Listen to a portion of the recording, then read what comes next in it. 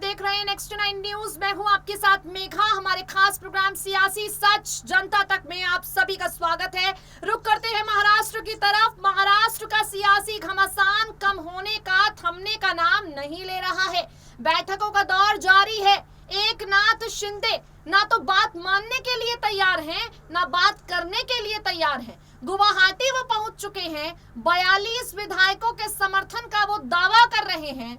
उद्धव ठाकरे सरकारी निवास वर्षा छोड़कर निजी निवास मातोश्री अपने परिवार के साथ पहुंच चुके हैं और यहां उद्धव ठाकरे की सरकार गिरने की नौबत आ गई है। देखिए, 3 साल जो है उद्धव सरकार पर भारतीय जनता पार्टी ने सेंधमारी करने की कोशिश की।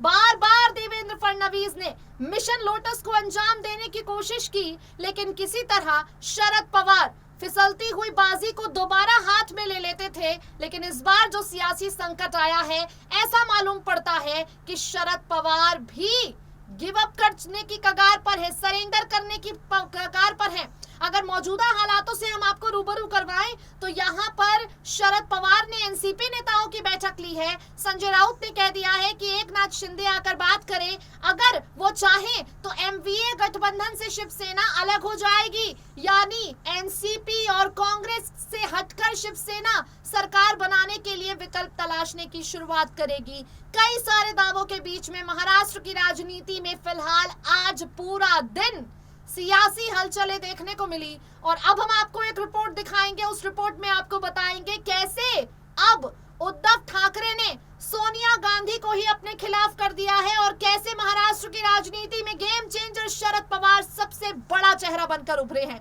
देखिए, शरद पवार जो हैं यूं भी हमेशा उद्धव ठाकरे का साथ देते हुए नजर आते थे और शिवसेना और कांग्रेस के बीच में सब कुछ सामान्य रहे, बेहतरीन रहे, तालमेल बैठाने की कोशिश करते हुए एनसीपी प्रमुख शरद पवार अक्सर सुनाई पड़ते थे। लेकिन आज शरद पवार की भी शायद कोई सुनने के लिए तैयार नहीं है, क्योंकि शिवसेना के नेताओं को शिकायत है कांग्रेस से, कांग्रेस नेताओं को शिकायत है शिवसेना से। अब शिवसेना और कांग्रेस के बीच जो बाजी बिगड़ चुकी है, कैसे शरद पवार अपना गेम चमकाने की जद्दोजहद में जुटे हैं। महाराष्ट्र के सियासी भूचाल से जुड़ी एक खास रिपोर्ट हम आपको दिखाने जा रहे हैं। दिन भर महाराष्ट्र में क्या कुछ हुआ है, किसने क्या कुछ कहा है, सुनिए जरा। महाराष्ट्र की सियासी सरगर्मियां बढ़ती जा रही हैं। ऐसी परिस्थितियों के बीच में फिलहाल महाराष्ट्र में कुछ भी बड़ा किसी भी वक्त हो सकता है।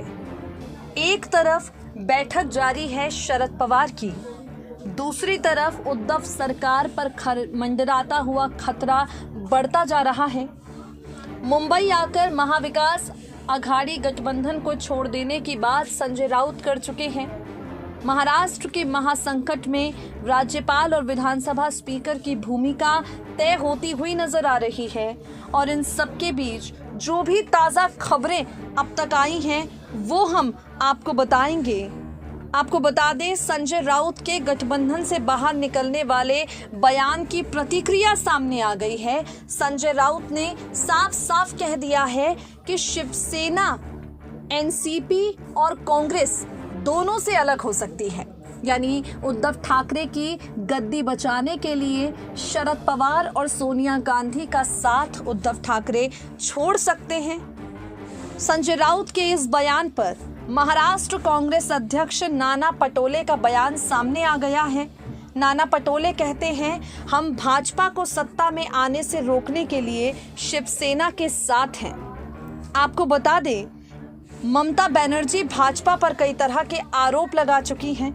ममता बनर्जी कहती हैं, हम उद्धव ठाकरे और सभी के लिए न्याय चाहते हैं।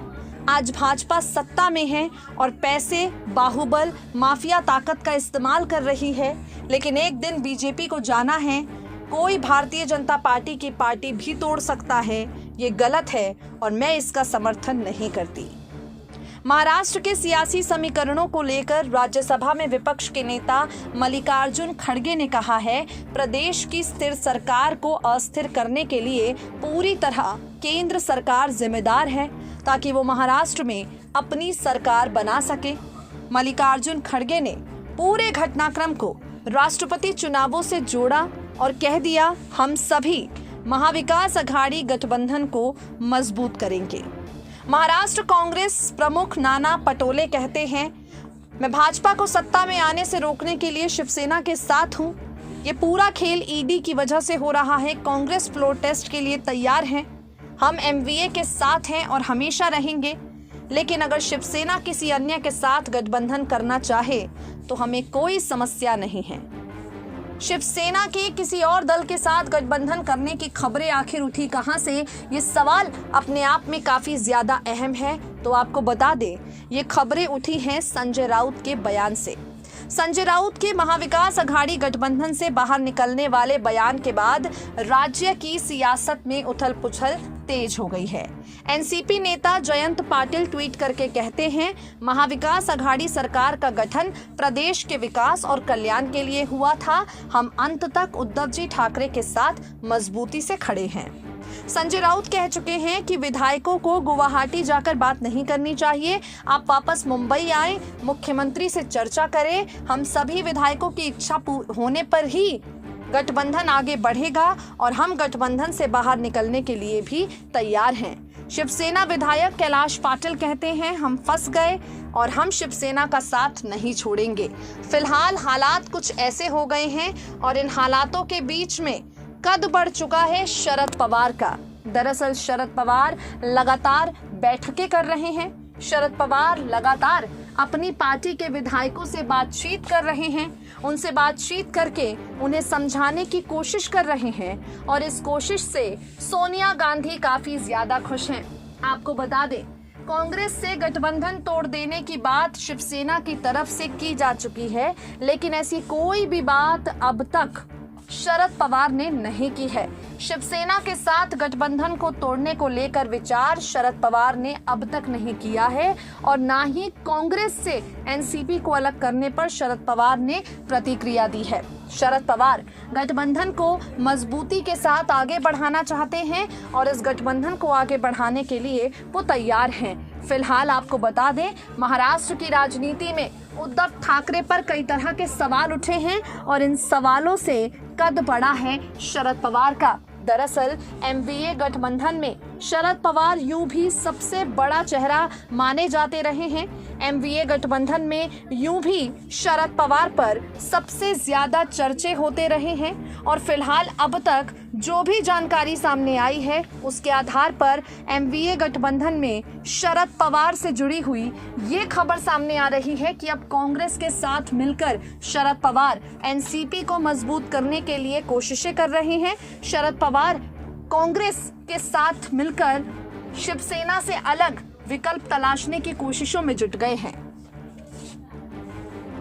तो देखा आपने किस तरह से सियासी भूचाल महाराष्ट्र में बचा है, सियासी सरगर्मियां महाराष्ट्र में बची हैं। सत्ताधारी एमवीए गठबंधन पर मुसीबत के बादल यहां पर मंडरा रहे हैं। उद्धव ठाकरे साफ कह चुके हैं, अगर कोई मुझे कह दे तो मुख्यमंत्री की कुर्सी तक मैं छोड़ने के लिए तैयार हूं। और शरद पवार कह चुके हैं, अगर एकनाथ शिंदे को मुख्यमंत्री बनाना है तो कांग्रेस और एनसीपी दोनों समर्थन देने को तैयार है। महाराष्ट्र की सियासत कौन सा नया मोड़ लेगी, ये आग और बहकेगी, बढ़ेगी या ठंडी पड़ जाएगी, आगे आने वाले वक्त में पता चलेगा। आज के लिए सियासी सच जनता तक में इतना ही। वक्त हो गया है आपसे विदा लेने का, फिर होगी आपसे मुलाकात। जुड़े रहिए हमारे चैनल के साथ। नमस्कार।